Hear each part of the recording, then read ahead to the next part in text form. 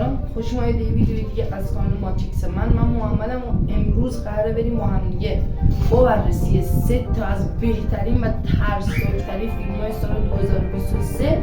فقط قبل از اینکه بریم سراغ ویدیو حتما کانال ما رو سابسکرایب کن، لایک کن و کامنت بذار و بریم سراغ ویدیو.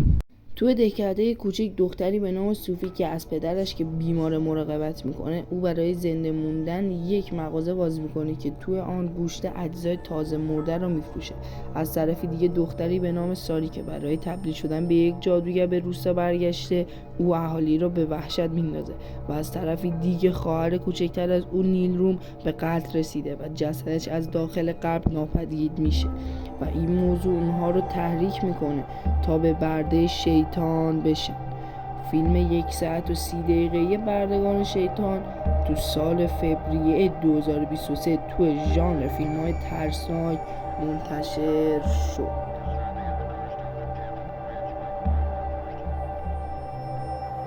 یک مرد هر شب موقع خواب کابوسی از یک خونه تسخیر شده می‌بینه که تأثیرات و آسیب‌های اون تو دنیای واقعی هم قابل مشاهده است. وقتی پای نزدیکان و خانواده او به این داستان باز می‌شود، تلاش می‌کنه ریشه این کابوس رو پیدا کنه.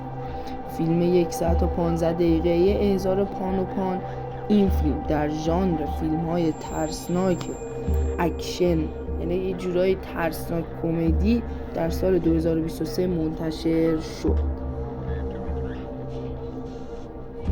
و در آخر فیلم نگاه. داستان این فیلم درباره مهندس رباتیک مشهوری به اسم جما که او عروسکی واقعی به نام مگا را طراحی می‌کند که به بهترین همراه کودک و بزرگترین متحد والدین بشه.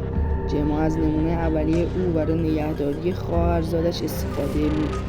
تصمیمی که به زودی با عواقب او روبرو میشه، فیلم ترسناک علمی تخیلی مگا که در ژانویه 2023 منتشر شد.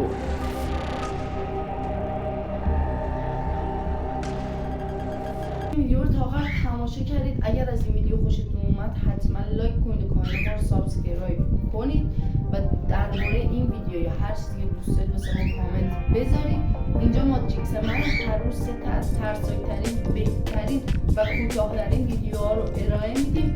اگر کانال ماتریکس دیگه نیازی نیست برید 12-13 دقیقه ویدیو ترسناک یا هر چیزی فکت موندی هر چیزی دیگه لازم نیست 12-13 دقیقه ویدیو ببینید. اینجا ماتریکس منه، هر روز بهترین داستان‌ها، یعنی هر روز در مورد موضوع خودشه، در مورد هر موضوع بهترینش رو سعی میکنیم ارائه بدیم و تا جایی که میتونیم ویدیو رو کوتاه میکنیم که شما از این ویدیو لذت ببرید و مرسی که همراه ما هستید و تا ویدیوی بعدی